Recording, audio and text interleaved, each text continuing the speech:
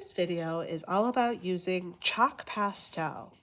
To use chalk pastel effectively, for this style of chalk pastel, this is an ombre set.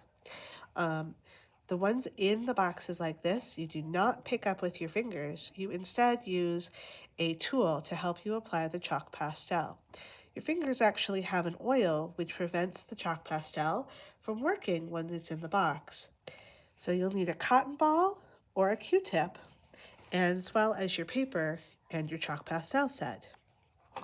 When you first get the sets, they're covered like this.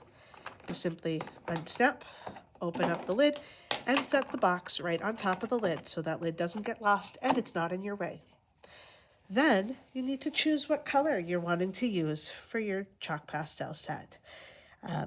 It's generally a good idea to stick with colors that are next to each other or nearby each other on the color wheel. When you first select a color, you want to start by taking your cotton ball and rubbing on the color of your choice. If it's a color that hasn't been used before, you may have to do some more rubbing. You can check your cotton ball to see if the color is showing up. If it's not there yet, you may have to rub some more. This red one has been used before, and so it's ready to go. So I can rub on that color, and it's on my cotton ball. And then I take that and I rub it on my paper where I want it to go. When I run out of color, I go back and get more of the same color.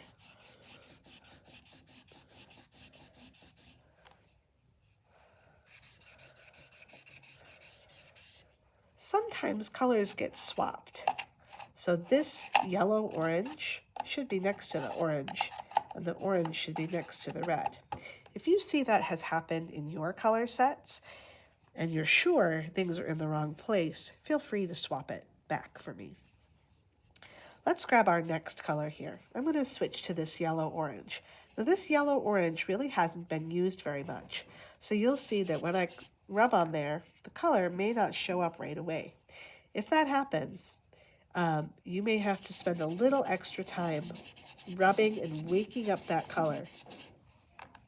Okay, then color your next color.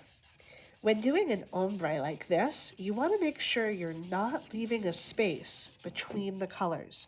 So you want to have a little space where the two colors are overlapping or touching one another. I'm going kind of on top of where that red was and also above it to create that ombre. Now I'm going to take my cotton ball and find another space on the cotton ball to get my purple. So I don't want to overlap a color I've already done. I want to find a new space if I can. So again, I'm going to find it. I'm going to rub on my new color and rub that color on my paper.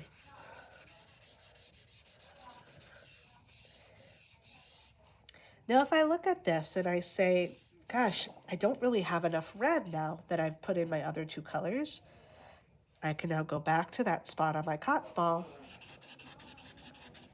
and get more of that first color to create those color blends. I can also use Q-tips for a smaller, more designated specific spots if I want to.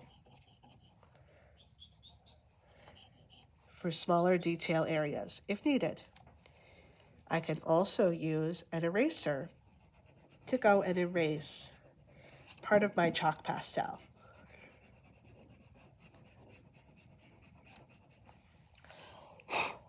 Be careful, if you blend with your hand, you may end up moving the material around on the page as well. That can be an effect that you want, or it might be something you don't want. So think about it and be mindful.